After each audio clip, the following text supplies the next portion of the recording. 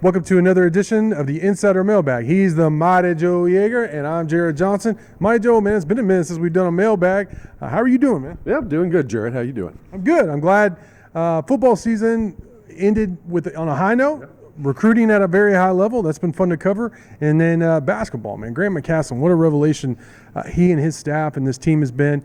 Feels so different from last year, overcoming drama, overcoming injury adversity. They've already had to deal with a lot of adversity, and they've done a really good job of doing that. But we have some good questions from Inside the Red Raiders subscribers, so let's dive right into them. First one comes from Nas Raider, and this is a really long question that I'm going to paraphrase. Basically, he wants to know, how do we fix the college football bowl system and playoffs and all that? What do you think, Joe?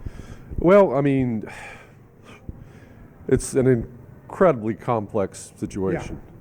You know, and I think ultimately the professionalization of college sports is what's driving all the difficulty of it. I mean, and as long as college sports is basically a professional league, you're going to have these issues. I don't think it's fixable within the current configuration. So, I mean, ultimately, if you want to see a return to true college sports, you're just going to have to wait until if and when it all just kind of burns down to the studs, and then you have to rebuild it in such a way that you have sort of a legally impregnable charter that makes the academic aspect of it the absolute center of college sports, because that's what it's all supposed to be about, the academic side of things. I mean, once you replace the money factor with academics, which is basically what's happened, then you've got a professional league. You don't have true college sports. So you have to try to rebuild it in such a fashion that it actually becomes college sports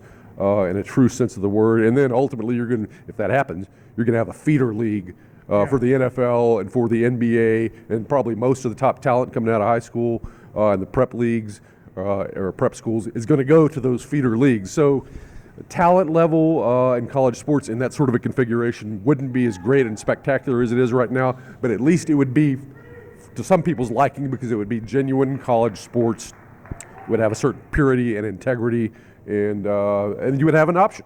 I mean, if you prefer the professional side of it, then you can watch those guys. If you prefer the college side of things, you have that option as well. Wouldn't the college side be considered the lesser, though? It would almost be like a Division II type thing, or FCS. I just don't know. From my perspective, academics are great. Like it's like I don't care about it. And I know you have like 8 degrees, so you really care about it, Dr. Yeager. But I just think the fan, like, I don't watch football just watch the smart guys. You know, I want to watch the big fast guys. So I'm just being real about it. I get what you're saying, and it sounds good. I just don't know if that's realistic. I don't know what to do. I think the one good point you made for sure was the pro aspect of football specifically, because here's how college is even more, I guess, less bona fide than the NFL, is the opt-out in the bowl games. Going back to your question specifically, I mean, all the opt-outs of guys, like, you can't do that in the NFL. You get fined. You know, you can't just say, well, I don't feel like playing this week or whatever. You can't do that. In the NBA, they do that, and they say they have like a strained back or something like that. But that's like calculated because they play so many games to give their stars or guys rest, you know, for later. It's not like at the end of the season, guys are opting out, just choosing not to play in most aspects. So that's unique to college football in itself, and that's troubling, because if the players are saying, and then the coaches are moving a lot too between the time of the end of the regular season and the bowl games, if the coaches and players are saying, we don't really care enough to even participate in this, why should we care enough to watch it, you know? Ironically, I watched more bowls this year than I have the last several seasons. I just wanted to watch some football. I don't know. It's just kind of, I was working while I don't know. I just did. And I found them thoroughly entertaining despite all the opt-outs, the transfer portal, all the stuff going on. So they have a great product. College football is a great product. And yeah, the money is getting in there and messing things up. How they fix it, I think the 12-team playoff is a really good step in the right direction. I don't know if these other bowl games are going to feel more and more like the NIT and, you know, the CBI compared to the Big Dance. I think they'll have to expand the playoffs even further after 12 for it to feel legit, and maybe even just do away with the bowl games, because the standing on a stage after winning the whogivesadamn.com bowl or whatever, you know what I mean? Like, is kind of weird. It just brings it's phony. Phony. It's insincere. It is, Mighty Joe. So Yeah, that's a really difficult question to answer. Next question comes from Tech Freak. He wants to know, he said, in next year's Big 12, who would you pick to be Tech's main rival? I'm going to stick with TCU, Joe. Who do you think? Yeah, I think by default, Yeah. that's what it is. I mean, there's not a lot of options, really. Yeah. I mean, the only spark of animosity between Texas Tech and really any other university out there is TCU, and it's not that. I mean, it's nothing like compared to the way it was with Texas A&M. I mean, that was a bona fide, or even Texas. Yeah, I mean, that was. But I mean, A&M was the ultimate rivalry for Texas Tech. Hopefully TCU builds into that, and we have some incidents where somebody chucks some stink bait on somebody's RV, some big shot horn frog, and that fires things up. And but that's probably what it's going to take, and maybe some coaches that really hate one another, like George Allen and Tom Landry with the Redskins and the Cowboys back in the old days. But that old coaching hatred, you don't see as much of that anymore. So, but at TCU, at least publicly, oh yeah. Now behind the scenes is a different story. Yeah. So, but TCU, yeah. And then Houston has an opportunity. I just don't know if their fan base is rabid enough to really get in the ring with Texas Tech's fan base. That's for sure. All right, next question comes from Jay Mizo, who wants to know, he says, Jay Polk looked awesome in the playoffs for Washington. What did the Tech staff miss on him? Well, nothing. He started as a true freshman, and this was the Wells staff, Matt Wells staff. And, I mean, they recruited him, they got him here, they started him as a freshman, and he played well. But so they didn't want him to leave, but he was quoted after he transferred to Washington saying basically he felt like a stranger in the football facility. So that's where they missed the boat. They didn't make him feel important enough. I felt like he didn't really have a rapport with any of his teammates or the coaches. He would just go in the facility, do his work, and leave, and feel like he didn't really have a conversation with anybody. And he had some family on the roster at Washington, so honestly, it made sense for him, and I think it was a great career move for him. He has since declared for the NFL draft, and I expect him to get drafted relatively high, to be honest.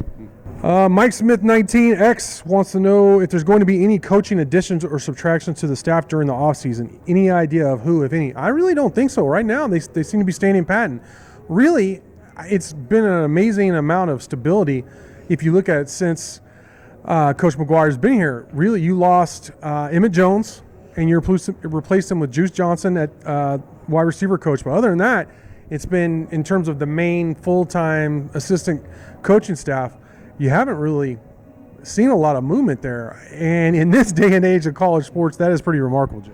Yeah, it is. It really is. I think if you were going to see something happen, maybe it would have happened probably by now. I mean, it looks like this staff is pretty much locked into place. Hey, spring ball not too far away, right? But I agree. I don't think there's going to be much movement at all. If something happened, I wouldn't be shocked, but I am unaware of anybody leaving right now. It looks like they're all dialed in, and they're recruiting like crazy. Teeny Pepper says, we've had some fun on the message board grading McCasland. He said, what grade would you give Coach Grant McCasland through half of the year? Yeah, well, this was part of a rapid fire that we did, and I gave him a 96 out of 100.